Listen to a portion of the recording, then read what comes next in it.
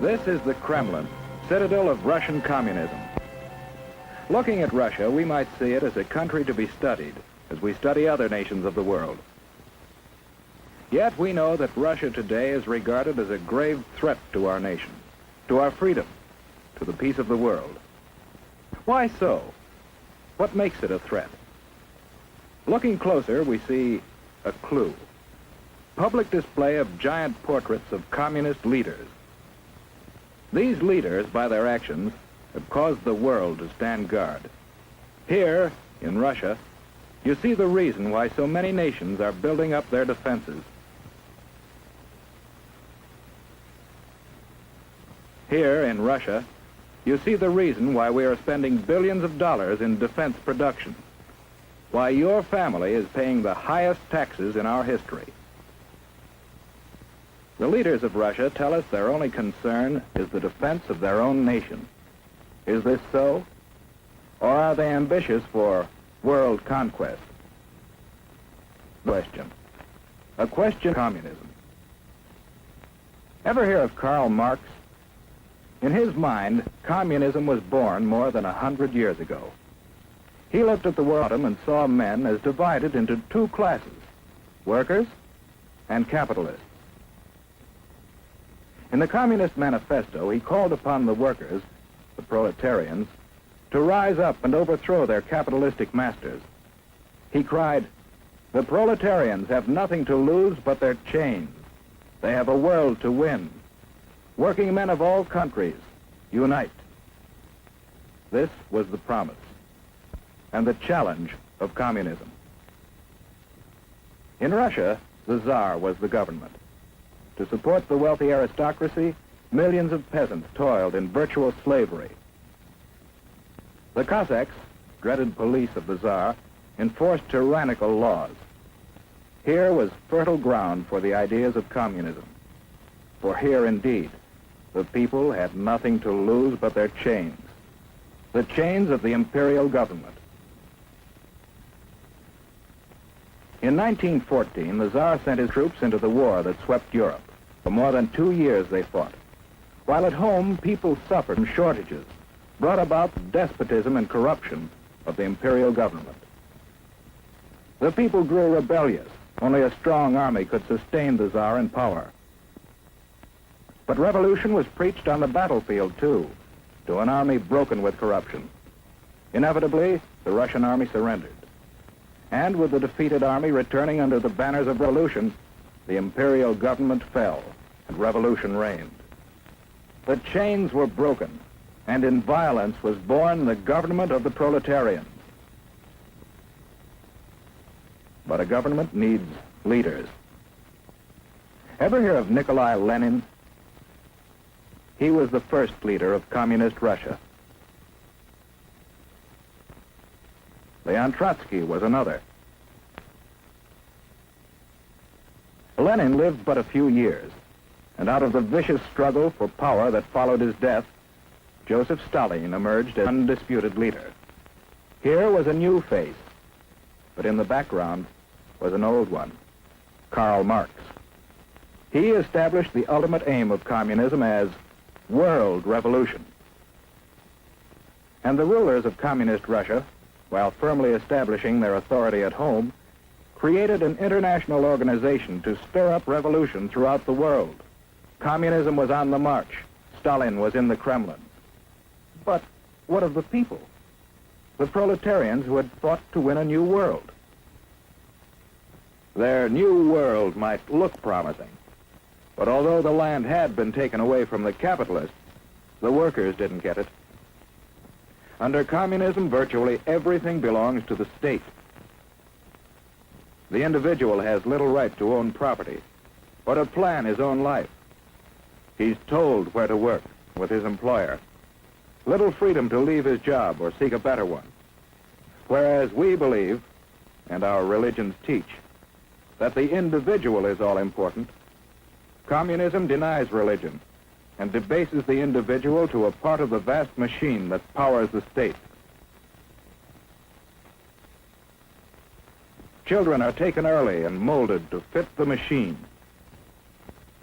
Here is no search for truth, The government writes the textbooks, and the children are taught to accept communism and their fate without question. The Kremlin runs all elections, and the outcome is always the same. If anyone dares to disagree, he's given a speedy trial without benefit of jury.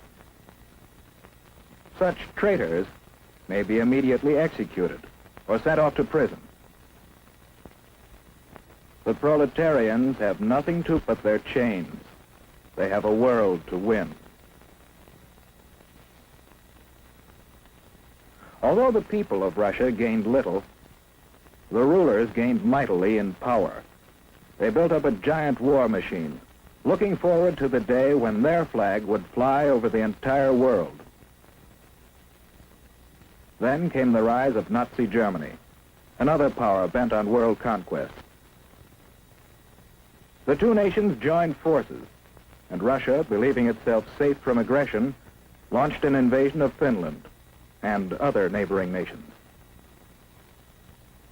For the first time, the world learned that the communists were no longer waiting for world revolution, but were now resorting to outright military aggression to extend their power. After the Nazis turned on their former allies, we supplied Russia with immense quantities of military equipment to wage war against our common foe. And how did Russia come out of the war? In 1917, at the time of the revolution, Russia was already a land of vast area. Soon after the end of World War II, Russia had occupied many new territories, bringing additional millions of people under communist control, and serving notice that Soviet Russia was now a world power to be reckoned with. United with Russia in war, we strove to preserve that unity in peace. We helped organize the United Nations, in which the nations of the world have mutually pledged to cooperate in fostering world peace and progress. Andrei Gromyko signed for Russia. But in the first post-war Italian elections, the communists created disorder in an attempt to gain control of the government. Once more, the world was reminded that basic in the idea of communism is the plan of world revolution, and that Russian communism has stepped beyond that plan to achieve world domination through aggression. In Indochina and Malaya, communist aggression has incited rebellion against established government. In France, communist aggression has fomented strikes against essential industries in attempts to discredit the free government. In Iran, the communists have incited rioting and have preached hatred and distrust of the Western nations. In Eastern Germany, they have openly opposed the West. In China, the communists have established their own puppet government. In Korea, communist aggression has come into actual combat with forces of the United Nations.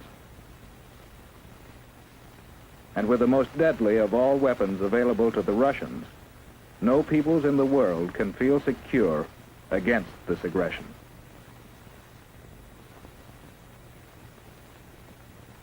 How are we meeting this challenge? Yes, one way is by helping the free world fight starvation and poverty and suffering, conditions that pave the way for communist infiltration.